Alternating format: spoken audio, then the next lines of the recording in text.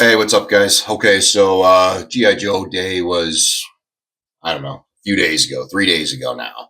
We got some new render reveals, so I just want to kind of go through them and look at them real quick. There's 100 other people doing this exact same thing, so if you don't need to watch this, I understand. But I'm just looking at them, and I wanted to kind of take a look at them, think about them a little bit. So we got 9 new reveals, and out of the 9 of them, 5 are repaints or reissues of characters that we already had. I just want to kind of say that because that seems like a lot to me. There's a lot of GI Joe characters out there that haven't been touched yet, and some of these I don't know why we're doing this. But all right, anyways, let's start with the divers. So that one I had no idea was coming. We got a red and yellow diver, one for the Joes, one for the Cobras. They look pretty good. They're repaints. They're, I don't know, probably a combination of Torpedo and the 60th anniversary diver. So if you don't have either one of those, or you think these are different enough, then great. They come with a little piece, for the mass device. There's 3 vials. There's a red, a yellow, and a blue, and this would be the blue one. So if you plan on getting aboard that train and collecting all those, you need the Snake Eyes with the polar bear. He's got the red one. This one's got the blue.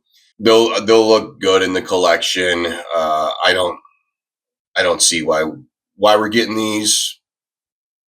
I don't get it. I don't know the mass device storyline.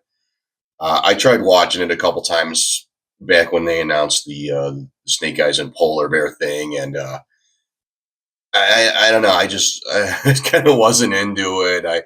I tried a couple times too, and I don't find it like a very interesting element of GI Joe history. But that's just me. So maybe the divers are part of the story. I'm sure they are, but I don't know it, so I can't really comment on it. The figures look good. The red diver in particular looks cool with the way his suit is designed. The yellow diver is interesting. He's yellow. That'll look different on the shelf. So that's unique. Those are fine. They're fine. Okay, that's a 2 pack too. I probably won't be buying those. Nah, I don't see any reason to get those. Next one would be Retro Flint. People have been wanting the new Flint for a while, so I get it.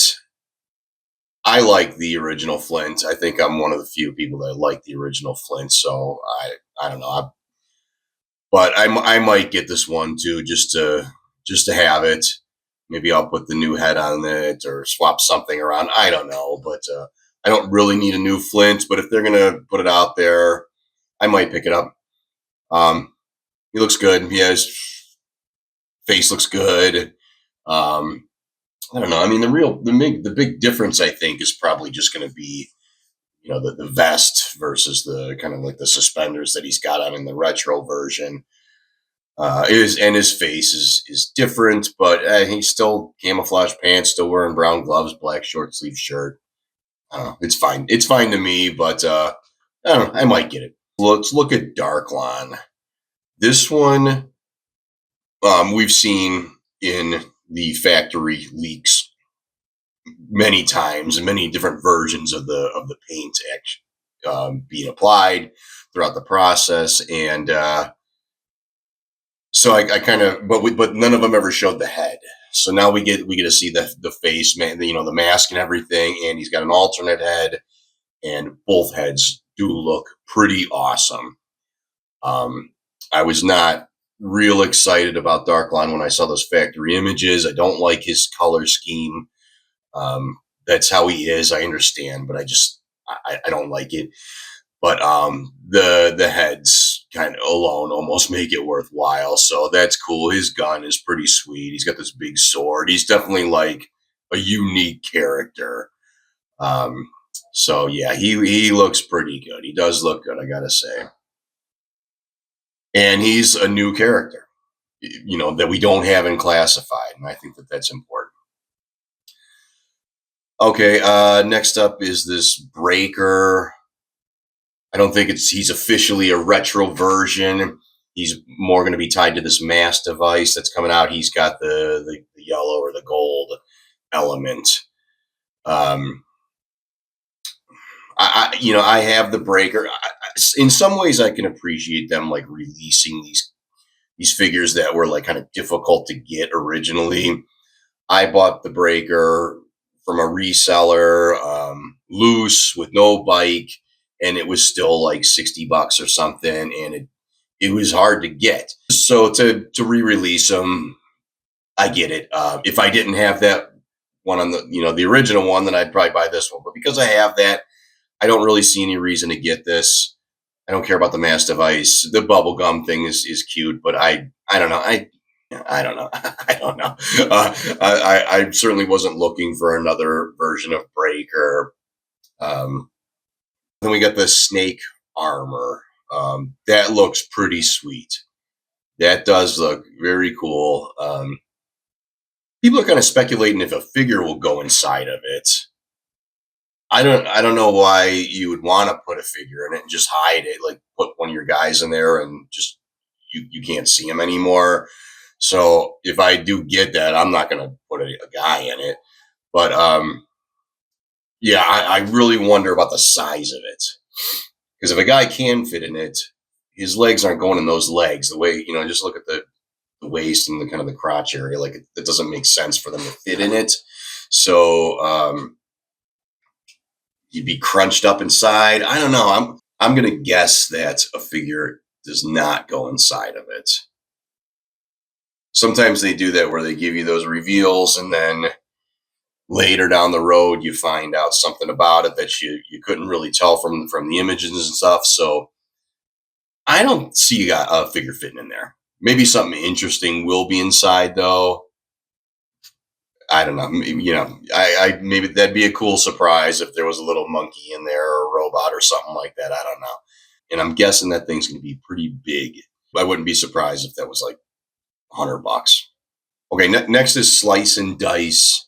It's a 2-pack. This is another one that we've seen leaked images for a while. We've seen leaked images of those guys for like a long time. I'm really surprised that Hasbro took this long to finally say, here's a good image of them. The surprise is gone already, so you might as well get a good image out there because those images didn't look good. They were still fun to kind of check out and everything, but you could tell that they were going to be good though. You could see that they're going to be good figures, but this image or this digital render looks great. They got a ton of weapons. I'm really interested in that. I don't know the term for it. That straw hat next to Dice with that little cloak next to him too, or underneath it. I want to use that on somebody. And you got an extra head in there too. I'll probably just kit bash that and make somebody different out of that. But yeah, those guys both look really, really good. Looking at the digital reveals, I will definitely get both of those two. Next up is Cover Girl, a retro Cover Girl. This one I don't understand at all. Who gives a shit about Cover Girl if she's a vehicle driver? We already got her. Like her face sculpt, I know wasn't great, but it wasn't like a problem. I don't know. I have it. I think it's fine. I'm reading the old comics right now, and Cover Girl shows up like a little bit here and there. I don't remember her in the cartoon. I don't know why anyone wants another Cover Girl. Like, this is the kind of stuff that kind of gets under my skin a little bit, because instead of making this, they should have been making somebody else. Somebody else, not Cover Girl. We don't need another version of Cover Girl. She looks fine. I mean, the heads look good. The body's pretty generic looking. I don't see anything interesting there. The head with the hat in particular looks really good, I think. But I don't know why they're making this. I have no idea. So in the beginning of Classified line, they put out like a Duke who looked like he's on the varsity team in high school. You got kind of a Scarlet that seemed a little off. Roadblock had some gold fixings and weird stuff on them, and people didn't like that. So like they kind of made their voices heard. The fan base spoke up, and Hasbro listened to them, and they shifted gears, and I really appreciate that. But at the same time, now I almost feel like Hasbro's just becoming a slave to the fan base. We want a new cover girl. I mean, was that really in their plan 3 years ago when they were kind of like mapping out the next 100 figures or whatever they're going to do? I mean, I don't know. That seems like a waste to me. Um, I don't like that they reissued the Viper for kind of the same reason. I'm not all about these figures that are coming out that we already have that are fine or good. Um, I understand some of them. I agree with the Duke. I agree with the Scarlet. And because I agree with a couple of them, I guess, there's, everybody's got their own opinion, and everybody's going to agree with a couple and disagree with some. And so it is what it is. I mean, I don't speak for everybody, but I just look at some of these releases as just a waste when there's so many GI Joes and Cobras and Dreadnoughts, and there's so much stuff that they could use instead of just re-releasing kind of a minor character because people didn't like the face sculpt. I mean, all right. Next is here. Let's go to the Tele-Viper re-release. The same thing there. I could give two shits about the Tele-Viper. The only thing that I would argue for in favor of how they're doing it is because the Trouble Bubble combo set is kind of difficult to get, and it got real expensive real fast. So I guess, I mean, if you're a big fan of the Tele-Viper and you weren't able to get that, then I understand that. It's kind of like Dr. Mindbender. I understand a re-release because the first one was just difficult to get, and Breaker might fall into that category as well. But I don't care about Tele-Vipers at all. And they did like a resculpt and everything on this, and that seems like a huge waste of time. I would have rather have seen so many other figures. Okay, well, let's go to the Awestriker. Awestriker is the last one on the list here. Awestriker, I think, looks pretty good. They left out the big cannon on the top, but well, shit, I was going to say Gridiron Studios, I'm sure will make it, but Gridiron's actually got their own version of the Awestriker, which is interesting that they're coming out to compete with it, and they it landed like almost on the exact same day. I think it was like a day or two ahead of the GI Joe version, and yeah, it seems like they're coming to play, and I think that's cool. I think they should have put a big cannon on the top because that is just one of the defining features of that vehicle. But with that being said, I mean, I do think it looks cool. I do like it. I think the tires are pretty sweet. I like the roll cage. I like the third seat. Crankcase seems fine. I don't think I even had Crankcase, so I'm not real attached to him. But hey, he's another Joe, and he's somebody that we don't have. So yeah, I've actually kind of made a decision that I'm not going to collect the vehicles. I got the Stinger, and I opened it, and I was like, yeah, this is all right. And it takes a lot of room up on my shelf, and I got a pretty big display. If you see any of my other videos, I mean, I got 4 shelves that are all 6 feet wide and a foot deep each. And I still kind of feel like the Stinger is not, I just don't need it up there. Like, I'd rather have like 5 guys standing where the Stinger is. So I paid $100 for the Stinger, and I don't even have it on the shelf anymore. And I'm going to kind of do a custom with the driver. So that was kind of a dump for me. So I don't think I'm going to buy the Awestriker, but I'll still track down Crankcase. I'll buy him loose, secondhand or something like that, just to have him, just to have another Joe, because I like the figure.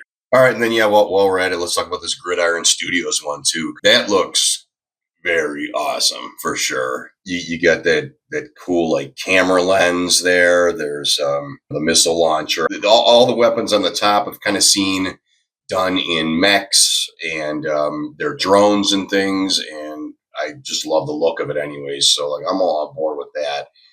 The lighting system across the front looks great. There's a gun that I don't know if it's mounted in the front or you can just stick it out the front. That looks great. That's $200. Awe Striker will probably be like half of that. So that's tough, but I do think that this Jungle Hound looks better. And then yeah, I don't know much about the quality of Gridiron yet. I did order a drone about 2 weeks ago, and I know they got pretty long lead time on the production and stuff. So a couple weeks still probably before I actually see it.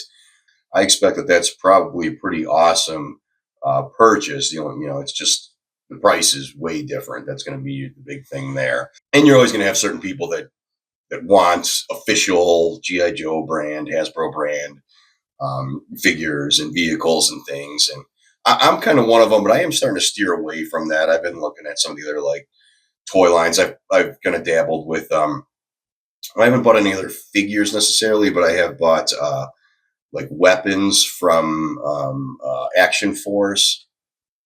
And man, yeah, those are considerably better than GI Joe like guns and things. I never thought a whole lot of it, and then I kind of was just playing around on the internet on my phone, and I saw like some up close images of different guns that are in Action Force, and I'm probably the same with a lot of these other toy lines that are in the 1/12 scale. The guns they're not flimsy at all. They're very rigid. They're very like sharp and crisp looking. They of course fit right in the hands of the GI Joe guys and stuff. They look awesome. I got a little flamethrower that the flame attachment is long. Well, not this long. It's long, but it actually stays in the gun. With GI Joe, all these blast effects and things, they just kind of tend to fall out. Yeah, the Action Force weapons are real sturdy and real good. And yeah, so I got the drone coming, and I'm going to start playing around with kit bashing a little bit and customization a little bit. So yeah, once I got a couple things to show you, I'll show you. So that's what we got coming though. We got 9 official digital renders, and then I know that there's some sort of a official stream that's going to happen towards the end of the month, and we should probably see like some pre-orders actually showing up. Hasbro's back in action, which is fine. We had, I don't know, what was it, like 2.5 months where there just wasn't anything happening, and so it's cool. We actually got some news and stuff going, and there's a lot of rumors about they're just going to video game sales now. They're leaving toys behind and stuff, and I'll believe that when I see it. That doesn't sound right to me. The last game that came out, that Wrath of Cobra, stupid, and it's supposed to be. I've seen some videos on it. It's riddled with all kinds of glitches and errors and problems and stuff. If they made like an awesome GI Joe game, I guess I'd be interested in it. But I don't know. I'm not much of a gamer, so I don't care. All right, guys, thanks for tuning in. GI Joe, GI Joe.